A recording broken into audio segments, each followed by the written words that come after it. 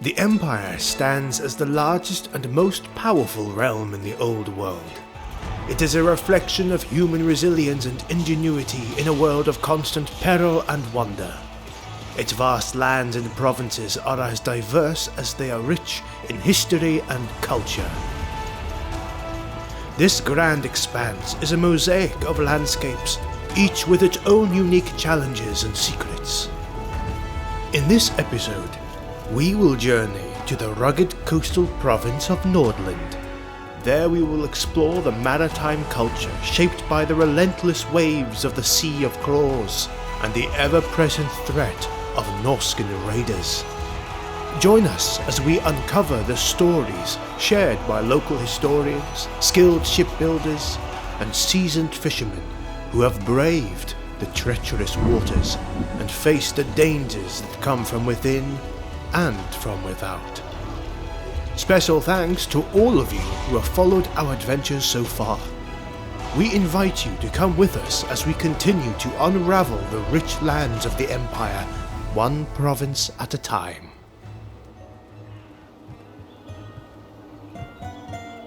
As I concluded my detailed study of Ostland's mutated flora and delivered the completed work, my thoughts turned increasingly towards the north.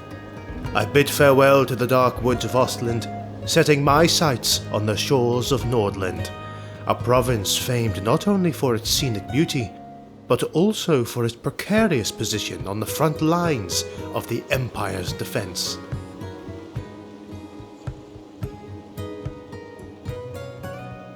As I traveled, the dense forests of Ostland gave way to open skies and the salty tang of the sea air that hinted at the proximity of the ocean. Upon arriving in Nordland, which is officially known as the Grand Barony of Nordland, the sound of waves crashing against the cliffs and the cries of seabirds overhead welcomed me to this storied province. It was here, along these tumultuous shores, that I plan to immerse myself in the local culture, which is heavily influenced by both the bounty and the peril brought by the sea. Renowned throughout the Empire as the home of the Imperial Navy's formidable Second Fleet, Nordland is also distinguished by its coastal highways. These well-maintained roads are not just vital arteries for commerce and travel, but also serve as an important source for revenue to the provincial government through tolls. The tolls collected from these highways are crucial, especially as they provide a secure and reliable route for affluent merchants journeying to and from Marienburg, ensuring both safety and steady income for the province. This strategic use of infrastructure enhances Nordland's economic stability and underscores its crucial role in facilitating trade within the Empire. As I made myself comfortable within the small guest house that would be my home for a couple of days, I was approached by a middle-aged man. He introduced himself as Eric, a local historian who had come across my published works on the Empire's diverse monsters and beasts. With a keen interest in Nordland's unique coastal customs and history, Eric expressed his enthusiasm for sharing his extensive knowledge.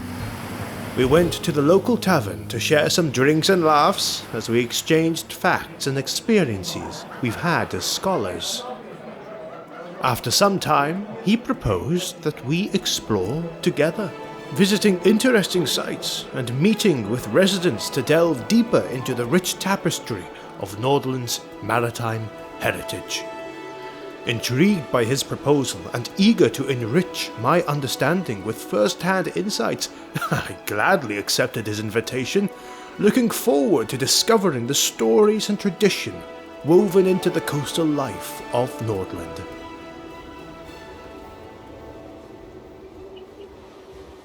The very next day, I was ready to explore Nordland, with Eric as my guide. We began our journey at dawn, the salty sea air fresh and invigorating, promising a day rich in learning. Our first destination was the bustling fish market, of a small harbour town where locals bartered vigorously over the day's catch. The market was made of a variety of colours and sound, filled with fishers recounting tales of the sea.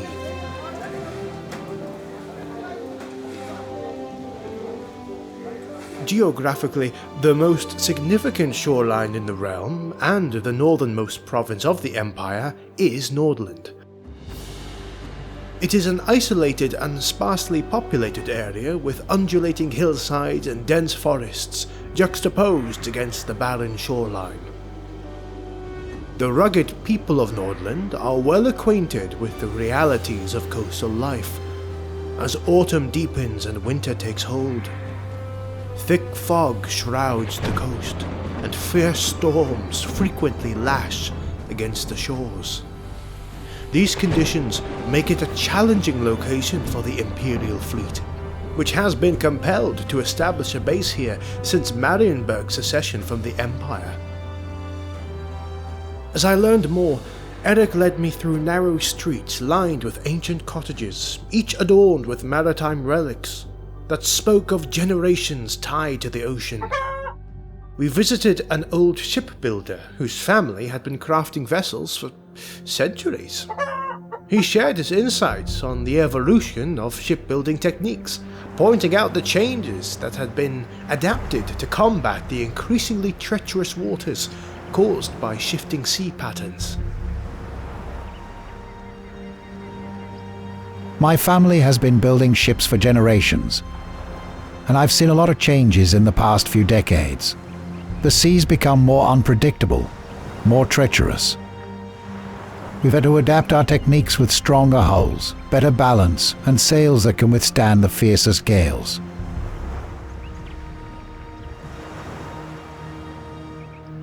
Diershafen, a town that has risen to prominence in recent years, exploits the province's plentiful lumber resources to fuel a growing shipbuilding industry. This burgeoning enterprise is crucial for constructing vessels robust enough to resist the tides of the sea and to counter the relentless Norscan raiders threatening from the north. Diershafen now serves as the principal anchorage for the fleet, reinforcing Nordland's determination to defend its waters and maintain its maritime prowess. When they are at their best, Nordlanders are strong, uncomplicated and truthful people who despise the slurred words of politicians, poets and sentimental Reichlanders. It is considered that the people of this province are among the most outspoken and candid in the entire empire. It appears that they are devoid of all nuance, grace, or, as some would say, common sense. Some provinces make the observation that this is the result of Nordlanders' lack of intelligence. I've spent my life on the sea, battling its whims and facing the dangers it hides.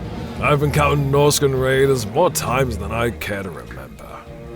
And once, I even had to fight one of those big, muscled savages. It was a brutal, desperate struggle on a stormy night. And it's a miracle I'm here to tell the tale. Nowadays, I steer clear of those long voyages. I prefer the quieter life, fishing in the calmer waters and trading whatever goods come my way at the local market. Let the younger folk dream of glory and Norscan kills.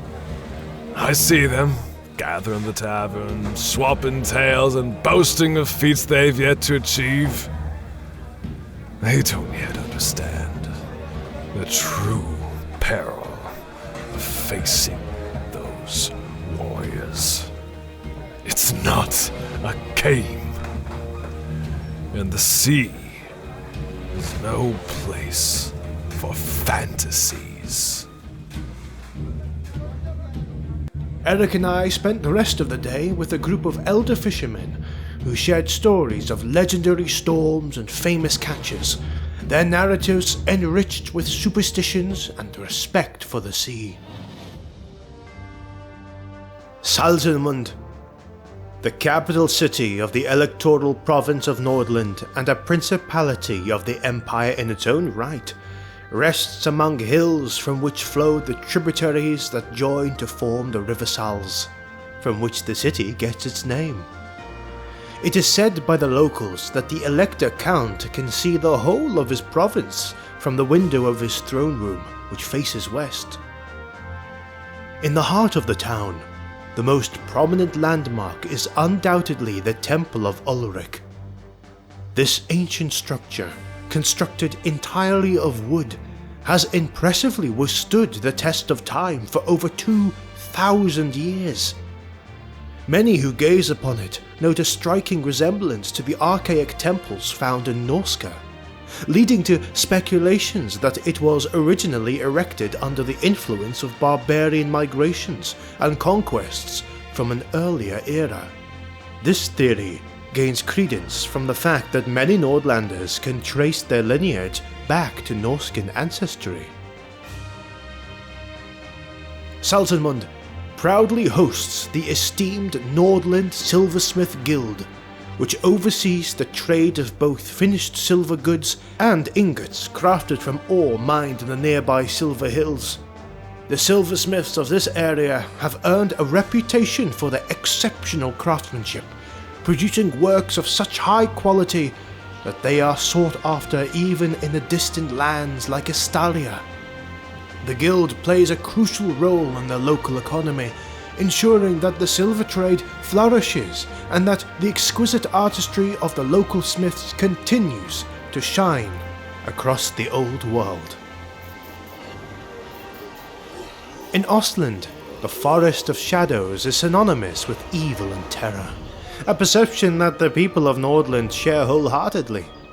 Since the onset of the Great War against Chaos, sightings of beast men and chaos mutants have become disturbingly common, adding to the forest's dark reputation.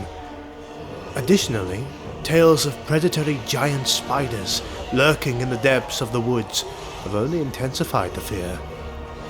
Nowadays, lumbering parties rarely dare to venture far into the forest without the protection of at least a battalion of armed soldiers. This increased danger has reduced the timber harvest, dealing a severe blow to the local economy. This decline has not only strained resources, but also stirred some unease among the populace. In the taverns and marketplaces, whispers of discontent grow louder. Many believe that the Count is failing to fulfill his duties, unable to protect his own people from the creeping beasts that from time to time come from the forest. But many would argue that this is not the case.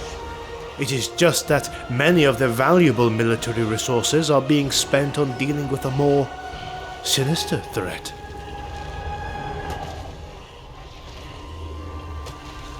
As the days in Nordland unfolded, my fascination with its maritime culture only deepened. However, the sea was not the only guardian of this rugged province. My curiosity soon turned to Nordland's military defences.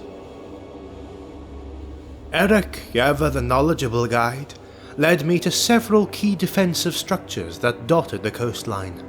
Massive stone watchtowers and fortified barracks were strategically positioned to provide early warnings and facilitate quick responses to any seaborne incursions coming from the Sea of Claws. The troops of Nordland, renowned for their discipline and bravery, are an essential part of the province's defense. They march on disciplined ranks when the invasions that come from the sea are too big, or when the wider empire calls for their aid when dark times shadow the lands of men.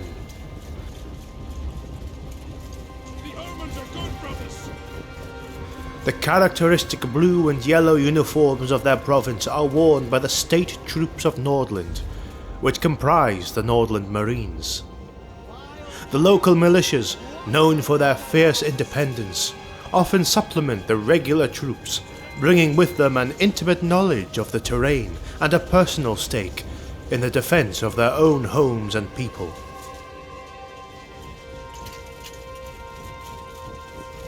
I learned about the innovative strategies employed by Nordland's military commanders, who adapted their tactics to the unique challenges posed by their coastal geography. Amphibious maneuvers, rapid response teams, and coordinated assaults from both land and sea were all part of their playbook.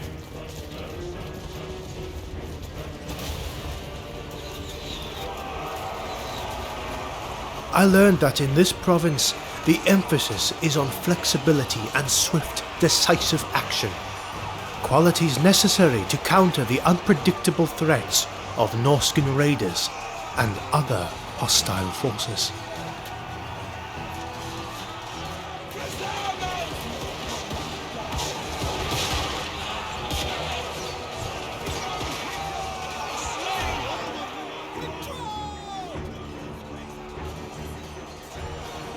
I've faced the savage Norscans more times than I can count. Those raids are brutal, coming at us like a storm from the sea. I've seen their wild eyes and felt the bite of their axes, but we stand our ground, always. The sea may be their ally, but these shores are ours, and we fight with everything we've got to keep them safe.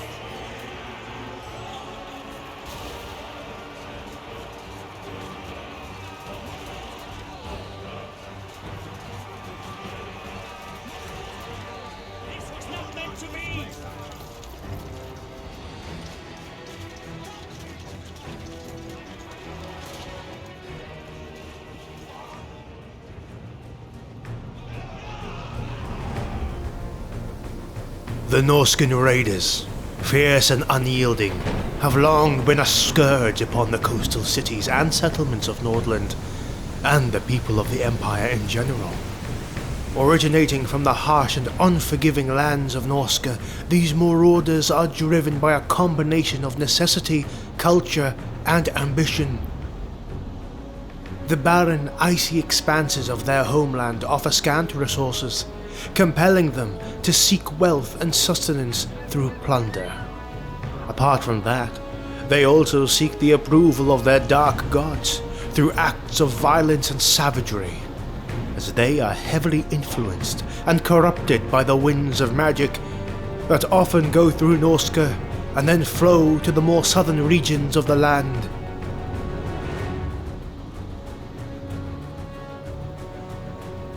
The coastal settlements of Nordland, with their relative prosperity and strategic importance, present tantalizing targets for these raiders.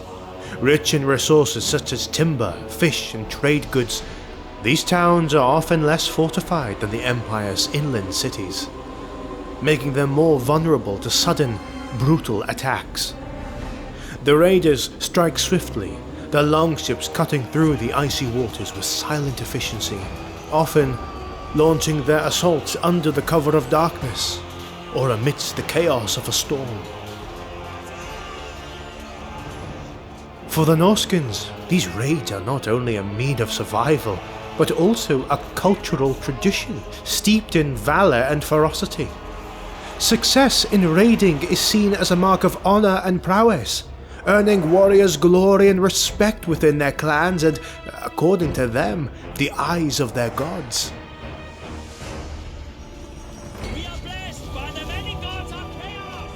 Additionally, the chaos and disruption sown by these attacks are a form of psychological warfare, intended to weaken the resolve of their enemies and spread fear throughout the coastal regions. The Norscan raids have far-reaching consequences for Nordland. Each attack leaves a trail of destruction, with homes and ships burned, supplies stolen, and lives lost. The constant threat of these incursions necessitates a state of perpetual vigilance among the coastal communities, and this has shaped the Nordlanders heavily in their way of living. Defensive measures, such as fortified watchtowers, rapid response militias, and well-trained naval forces, have become integral to the daily lives of the locals.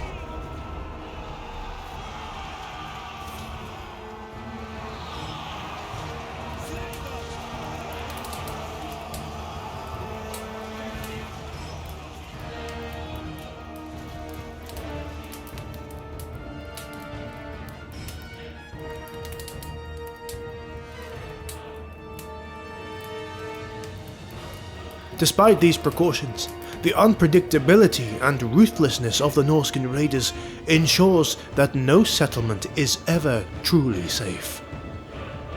The people of Nordland, hardened by generations of conflict, continue to endure and adapt, their resilience becoming a defining characteristic to the province.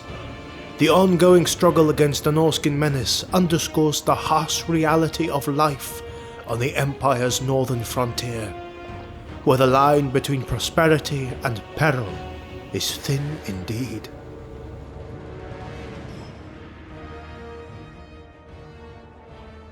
Having thoroughly explored the coastal province of Nordland, with its maritime culture and resilient people, I say goodbye to Eric, who has been more than kind to me on this part of my journey.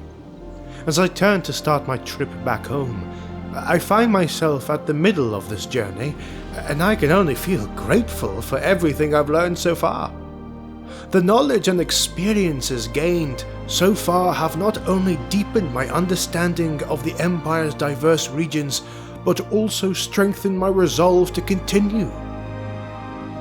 Ahead lies the heart of the Empire.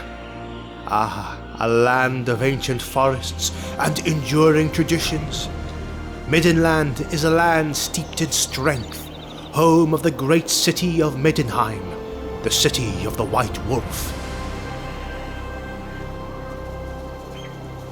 Here I will delve into the ancient woodlands, uncover the tales of the formidable Tutagen Guard, and witness the enduring influence of Ulrich, the god of winter, wolves, and war. For those interested in delving deeper into the wonders of Warhammer, I encourage you to watch the video where I compile all my work in the Monsters and Beasts of Warhammer book. It's a comprehensive exploration of the incredible creatures and terrifying beasts that roam our world, offering both fascinating lore and practical insights. Thank you for watching this episode. Don't forget to share our explorations with your fellow scholars, and stay tuned for more as we venture into the heart of Middenland.